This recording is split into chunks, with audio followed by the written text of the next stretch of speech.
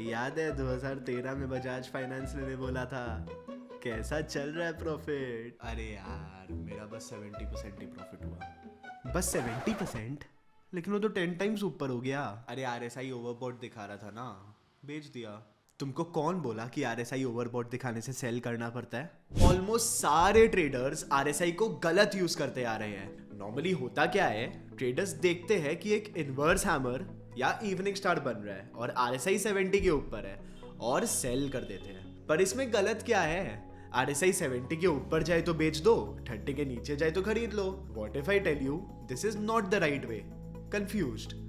चलो मैं बताता हूँ आपको एक सीक्रेट। Welcome back to the channel. मैं हूँ CA सूरज बाकलीवाल और आज के वीडियो में हम one of the most popular indicator के बारे में डिस्कस करेंगे, RSI।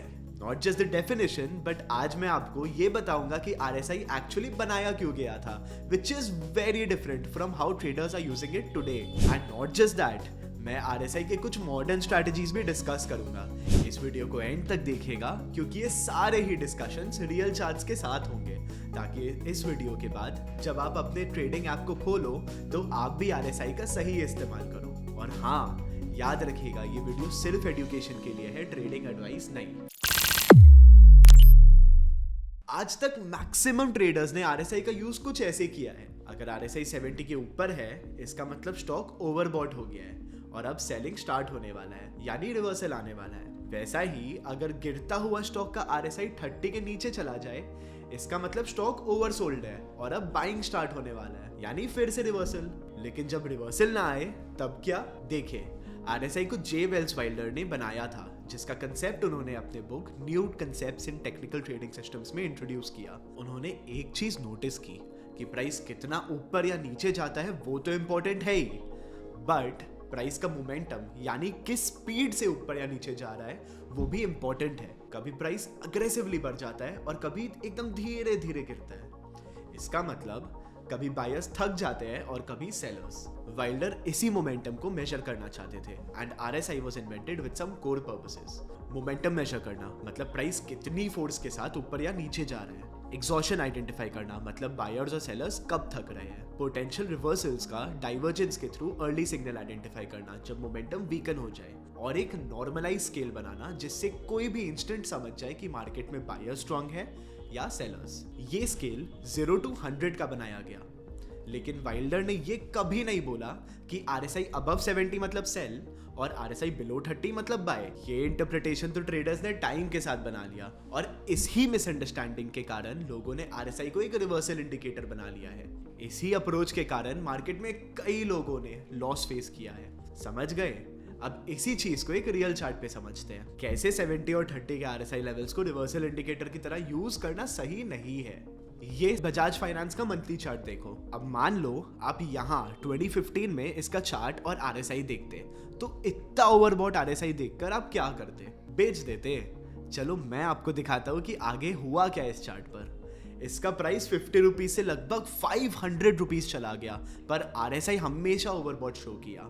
जब RSI हमें हर वक्त ओवरबॉट दिखाता है तो हमारी नेचुरल टेंडेंसी होती है टू अज्यूम कि प्राइस रिवर्सल ले लेगा। हम सेल करने का प्लान बनाने लगते हैं और गलती कर देते हैं। ऐसा हर वक्त नहीं करना है। स्ट्रॉन्ग ट्रेंड्स के टाइम पे RSI यूजुअली ओवरबॉट और ओवरसोल्ड रीजन में ही रहता है। ऐसा इसलिए क्योंकि मोमेंटम ही उस तरफ रहता है।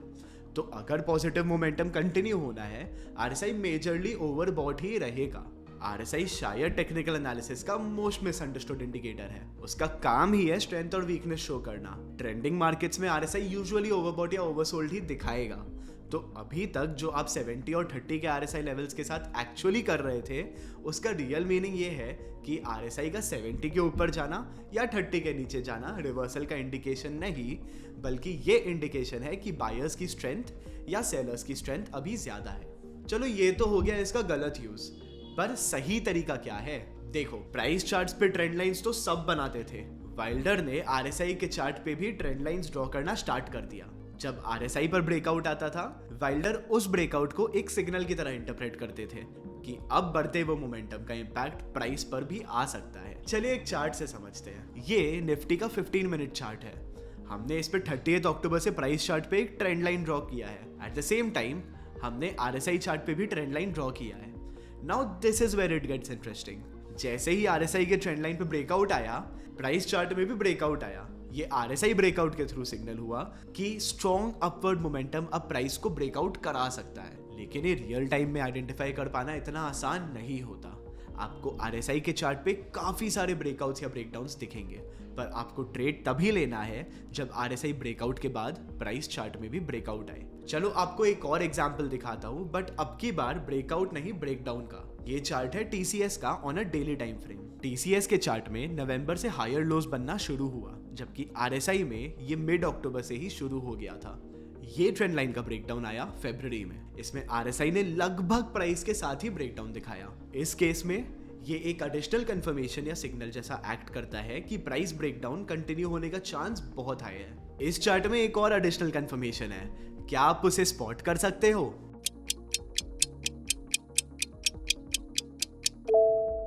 ये देखिए, अगर थोड़ा पीछे से देखें तो यहाँ एक डबल टॉप का फॉर्मेशन भी है। ये एक और एडिशनल कंफर्मेशन है कि ये चार्ट नीचे जा सकता है आफ्टर नेकलाइन ब्रेकडाउन।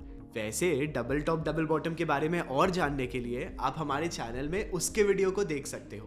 अच्छा, तो अगर ओरिजिनल यूज RSI का ये था, तो मॉडर्न ट्रेडर्स इसको कैसे यूज करते हैं? अगर एक्चुअली कोई रिवर्सल पकड़ना है तो और क्या स्ट्रैटेजीज यूज किया जा सकता है? चलिए अब मैं आपको दिखाता हूँ एक बहुत ही इंटरेस्टिंग स्ट्रैटेजी, RSI डाइवर्जेंस। ये देखिए, RSI डाइवर्जेंस कुछ ऐसा दिखता है, प्राइस का एक तरफ जाना और RSI का दूसरे तरफ। चलो आपको ये एक एग्जांपल के थ्रू समझाता हूँ। ये एवेन्यू सुपरमार्ट्स का चार्ट है on a 15 minute time frame. Notice करो 8 और 11 अगस्त के बीच क्या हुआ। RSI ने 8 अगस्त को शो किया कि वो ओवरसोल्ड है। इंटरेस्टिंग पॉइंट ये है कि RSI के ओवरसोल्ड जोन में होने के बाद प्राइस थोड़ा सा रिकवर करके फिर गिरा और लोअर लो फॉर्म किया। लेकिन अब की बार RSI उतना नहीं गिरा and it formed a higher low. इसी को हम RSI डाइवर्जेंस कहते हैं। ये हमें दिखाता है कि मोमेंटम वीक हो रहा है और शायद प्राइस रिवर्स कर सकता है। इस चार्ट में ही इसके बाद आप देखो, प्राइस जब वापस बाउंस किया तो एक हायर लो फॉर्म हुआ और उसके बाद प्राइस रैली स्टार्ट हो गया। इसको सिंपली अगर बोले तो सेलर्स ने पहले प्राइस को नीचे पुश करने का ट्राई किया, लेकिन एक छोटा पुल बैक आया। फिर पुल बैक के बाद जब सेलर्स ने वापस प्राइस गिराने का ट्राई किया तो वो थोड़े वीक पड़ गए, जो हमें एक हायर RSI देखकर पता चला। अगर सेलिंग मोमेंटम हाई होता तो RSI अपने प्रीवियस लो को ब्रेक कर देता।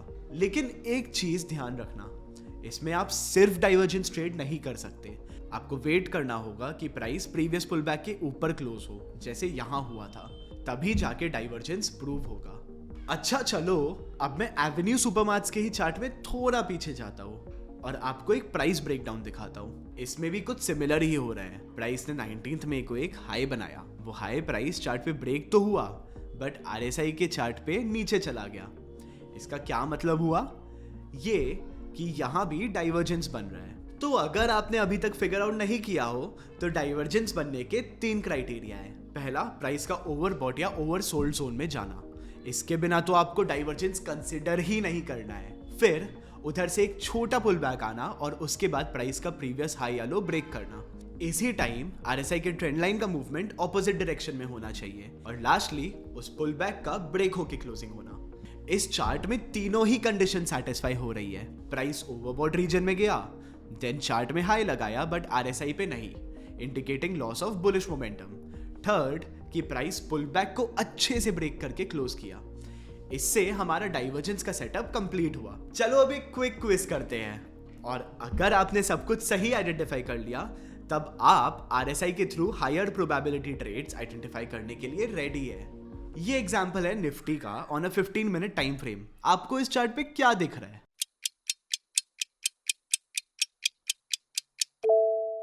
तो पहला ये देखिए डाइवर्जेंस, दूसरा ये देखिए ट्रायंगल पैटर्न, वो भी विद अ रीटेस्ट, और तीसरा RSI के चार्ट पे रेजिस्टेंस ब्रेकआउट का कंफर्मेशन। इसका मतलब हमने अभी तक जो भी सीखा उन सब का additional confirmation. High probability setups ढूंढने के लिए आपको ऐसे ही प्राइस और RSI चार्ट को साथ में रीड करना होगा। अगर आप इसको लाइव देख रहे होते तो क्या आपका कन्विक्शन बढ़ नहीं जाता?